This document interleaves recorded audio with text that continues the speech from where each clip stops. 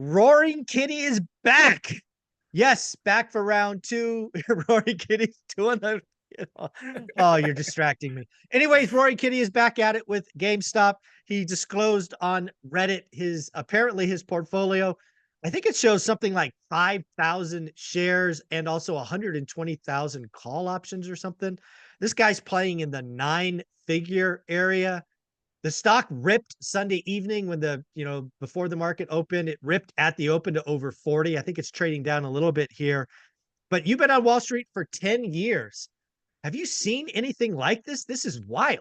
No, unequivocally, full stop. No, I have not seen anything like this. I mean, minus when it happened a year ago or 2 years ago, whatever it was. Same guy.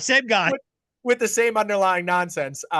Yes, no, I have not seen this. And it was, so the day of the peak, which was, 2 weeks ago, I think it was the 13th. And the only reason why I know that is I said it in another video. On the 13th of May, it hit a high watermark and it was up, 120%, something like that. And I'm like, guys, get out of the way of this thing. And so traded back down. And then this morning or overnight last night, it was up another 120%. Now I think it's only up 30% ish. And I'm like, oh man, I'm going to catch shit about this. But the reality is the fundamentals are putrid. So they've had declining revenue growth. Hold on. The company, the CEO did do something genius. They slammed the market with nearly $1 billion in stock. So they got a lot more cash on the balance sheet. That's Don't blame them for that. Don't blame them for that.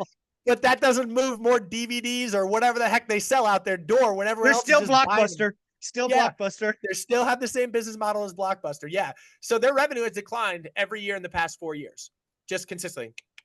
And by the way, what's inflation done to the cost of running a business?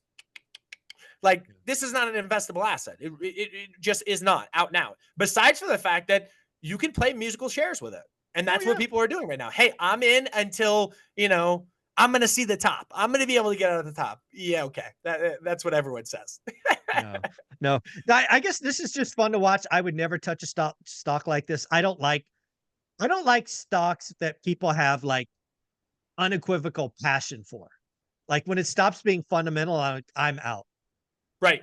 So I would never touch a stock like this. But I do have Tesla qualified for that at one point. I'm not sure that they necessarily sit there anymore. I still think they have their band of followers that are going to buy and hold it until, whatever. But yes, I've said that.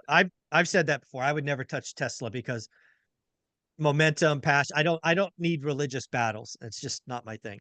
But I do have to ask a question because you've been on Wall Street. You're certified. You've gone through all of this training. You're the only guy I know that I can even ask this question for. I'm nervous, by the way. You should be. When does it become market manipulation? Because market manipulation, that's like not good. Where's the line? Any idea?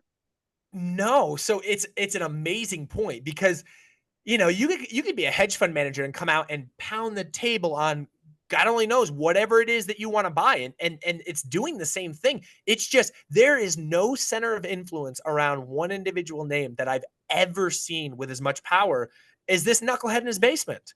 And I'm not a big dumb money. I'm not saying that institutions are smarter than retail traders, any of that. That's not the point of this conversation. No. It's just, holy smokes, this one individual that wears the red bandana and sits in his basement and drinks beers. Like, by the way, I love it. Don't get me wrong. But at the same time, he doesn't have a fundamental story that can back it up. You literally can't look at this and say revenues are down 4 years in a row. Costs are meaningfully up. They literally are incumbent upon the success of people coming into their store and purchasing things when you can order them online at home. It's ludicrous. Yeah, it's Blockbuster. But again, he took out a hedge fund.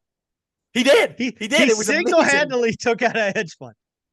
Here's just anecdotal. We go to the same pizza place. Either pick it up. We get pizza on Fridays. Last week, we actually brought the kids to the pizza place, which is its own, zoo. But disaster. Oh my God. It's my middle one. Oh my Lord. But I stepped outside because my younger one needed to run around, and I'm running up and down, and it's in a strip mall. And I'm like, I've been by this 1,000 times, and I did not know there's a GameStop right next to the pizza place. I'm like, this is how well they're doing. I don't even know it's here. And I just, I'd been telling everybody under the sun to watch Dumb Money because I thought it was such an Oh, entertaining it's a great movie. Yeah. And I thought it was educational too. Like, I thought they depicted the story pretty darn well. And I'm like, I didn't even know this store was right here. Yeah. So yeah, there's a GameStop in most of the malls around us, and there's almost nobody ever in them. It's there. I peeked inside. One person, one employee, and I was like, "You've got to be kidding me." yeah, it's pretty wild. But hey, they got an extra $1 billion roughly on the bank. They could GameStop again. They got to go buy some companies. They got to take this momentum. They got to slam they got to extract as much cash as they can. They're on life. They're on oxygen or whatever, right? Life assistance. I can't figure out where they go with it though, right? Like, what is the next step? What do they buy, right? So they have the CEO that was Chegg or not Chegg, Chewy. whatever Chewy, that's what it was. Chewy. So they have a CEO that's run the playbook before, but it's from the opposite side of the model. Everything was online with that business. True. With Chewy. And this is literally have to go to the store for it. Yeah, they got to competing with online when it's easier and cheaper. Yeah. They've got to clearly do something. Otherwise, this is going to be interesting. But again, that's not to say that this guy can't make 9 figures. He could make 9 figures on this trade. Is he out? That's my question. Is he out on the open this morning? He could have. He probably should have been, but who knows? Yeah, it'll be wild. There's a lot of fun to see what happens next month when we talk. Is Roaring Kitty back at it? Is he a billionaire? Is Roaring Kitty a billionaire? That would be. He might be. Dude, would that be a crazy story? He goes from trading GameStop, GME, and he becomes a billionaire. Think about it. He built his reputation online. He did videos. He like the red bandana, the beer, all of that. He built up clearly a loyal following. He got the diamond hands, the hodlers or whatever you call them, and he extracted $1 billion from it. Wouldn't that be a great story? It's the greatest social media story of all time if he can pull it off. He and Mr. Beast, like he's done. Now Mr. Beast just literally monetizes content. This guy just monetizes followers, and I don't know if that's a good thing or a bad thing. With again, hey, $1 billion is $1 billion, man. It is what it is. Oh, this is a lot of fun. Can't wait to see what you do with this on your social media. Where can people find you? Yeah, find us at Life Goal Investments. We're on both Instagram and on TikTok. Thank you, buddy. Appreciate it.